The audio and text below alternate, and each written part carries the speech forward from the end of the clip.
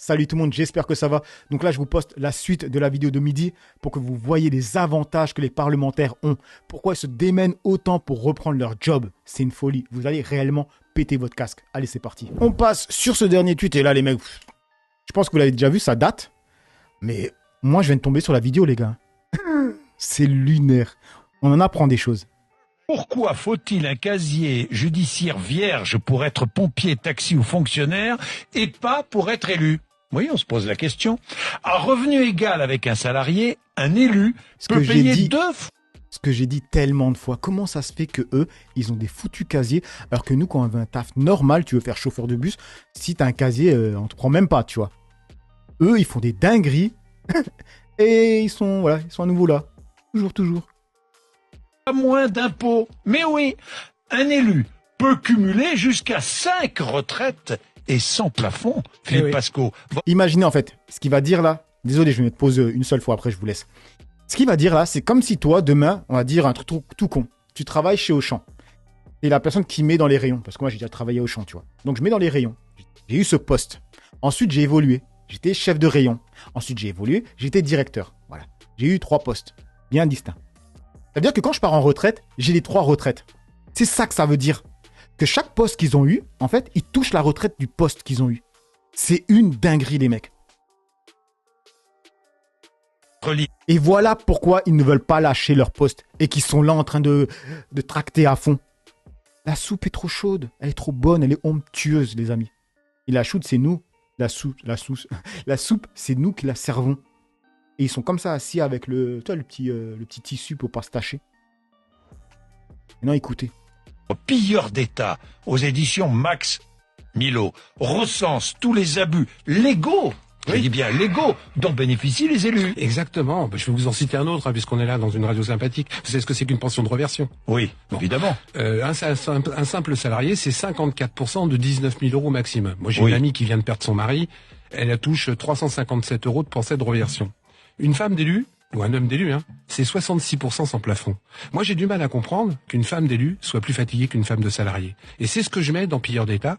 Tous ces petits privilèges, ces avantages, ces droits que certains élus se sont abrogés. Que plus on monte en haut de la pyramide, plus les élus s'en mettent plein les poches et plus ils confortent le système dans lequel ils se vautrent. D'ailleurs, certains médias hésitent à vous inviter. Je sais pas pourquoi. J'ai un journaliste l'autre fois qui m'a téléphoné, qui m'a dit putain Philippe, ton livre est génial, ce qu'il y a dedans c'est simple, il y a longtemps qu'on aurait dû l'écrire, mais tu comprends, si je t'invite et si Valls devient président, je suis grillé. Non, Manuel Valls, bon. C'est là que j'ai capté que c'était vieux, quand j'ai entendu Valls, voilà. Parce que Valls, il est finito, mais bon, voilà. Parce que, je sais pas, ça date de quand, si vous savez, merci de le mettre dans les commentaires.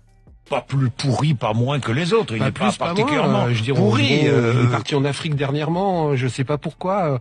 Il y a quelques années, beaucoup d'élus allaient en Afrique avant les élections, avant les élections, c'est pas pourquoi. 30% des parlementaires, en revanche, ont eu des soucis avec le fisc ou avec la justice. Oui. J'ai fait le compte, ça sort bientôt dans mon 3e livre, j'arrive à prouver, et preuve à la Bible, puisque tout ce que je dis est factuel. Dans mon premier livre, j'ai mis 400 élus et j'ai mis leur nom, j'ai pas eu un seul procès. Tout ce que j'écris est factuel, vérifié et recoupé. Là, je mets dans mon 3e livre que 30% des parlementaires, députés, Sénat plus sénateurs, donc 577 plus 348, 30% ont eu affaire avec la justice. Je rappelle encore une fois que c'est des gens qui votent des lois pour nous demander de nous serrer la ceinture. C'est des gens... 30% sont des délinquants à col blanc, tout simplement. 30%. Qui votent des lois pour dire que les gens qui sont au RSA aujourd'hui, on va pouvoir fouiller sur leur compte en banque pour savoir si c'est des gens qui quelque part dépensent un peu plus que le RSA. Et c'est des gens qui quelque part ont des comptes en banque en Suisse. Il y a 150 à 160 députés qui se sont payés une maison personnelle avec l'IRFM. Est-ce qu'une seule fois on a été fouillé sur leur compte en banque? Est-ce que ces gens-là sont poursuivis? Moi, si je fais ça, 3 mois après, on vend ma maison. 3 mois après, je passe en justice. Comment ça se fait que les élus, il faut 15 ou 20 ans pour que quelque part il y ait un procès qui se passe? Comment ça se fait que des élus qui ont truandé, je vais vous citer encore un autre exemple. Rambouillet. Un élu, il a été condamné. 20 millions d'euros. 20 millions d'euros, il avait détourné, mal géré, etc., Il a été condamné à 20 000 euros d'amende avec sursis. Mais c'est pas ça le pire. Comme la mairie, c'était son petit pote, ils se sont pas portés partie civile. Donc les 20 millions d'euros, ils ont été payés par les habitants.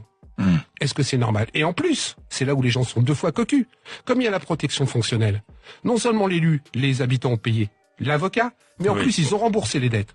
Et ben ça, il faut que ça s'arrête parce que les gens, je vais vous dire aujourd'hui, ils en ont marre. Ils ne croient plus à la peste, ils ne croient plus au choléra, ils n'ont pas envie des chemises brunes, ils n'ont pas envie des chemises rouges. Du coup, il y a des endroits où il y a 75%, 80% d'abstention. Est-ce que c'est normal? Est-ce que ça doit continuer? Je dis non et je l'écris dans le livre Pilleurs d'État. Alors vous dites certains élus touchent plus de 30 000 euros par mois. Leurs retraites sont cumulatives, celles d'adjoints, celles de conseillers régional, celles de députés. Ils peuvent avoir jusqu'à 5 retraites et tout ça sans plafond. Mais j'ai vu des maires qui disaient ah bon, je laisse ma place. J'ai fait assez de machin, j'ai fait assez de boulot comme élu, je deviens maire adjoint. J'ai compris après. Ils touchaient leur indemnité de maire adjoint, plus leur retraite de maire. Nous, quand on prend notre retraite, on n'a pas le droit de travailler plus haut que notre dernier salaire. Pourquoi ces gens-là peuvent cumuler? Comment se fait-il que des gens qui doivent être exemplaires, qui doivent nous montrer l'exemple, en ont plus que les gens qui seront soi-disant censés représenter? Ça, c'est complètement anormal. Comment se fait-il qu'aujourd'hui, il y a 396 métiers en France où vous ne pouvez pas... Là, j'ai un doute. Je sais pas si mon exemple était bon. Mais en tout cas, on sait qu'on se fait douiller. Voilà, ça c'est sûr. Travailler si vous ne présentez pas votre casier judiciaire vierge. Vous ne pouvez pas bosser donc comme pompier, comme ambulancier, comme taxi, comme fonctionnaire si vous ne présentez pas votre casier judiciaire vierge. Je dirais même plus. Si vous êtes fonctionnaire et que quelque part vous êtes condamné, on peut vous renvoyer. Sans indemnité, sans rien. Pour être élu ou réélu, on n'a pas besoin de présenter un casier judiciaire vierge. Et Voilà ce que je vous disais. Voilà ce que je vous disais à chaque fois.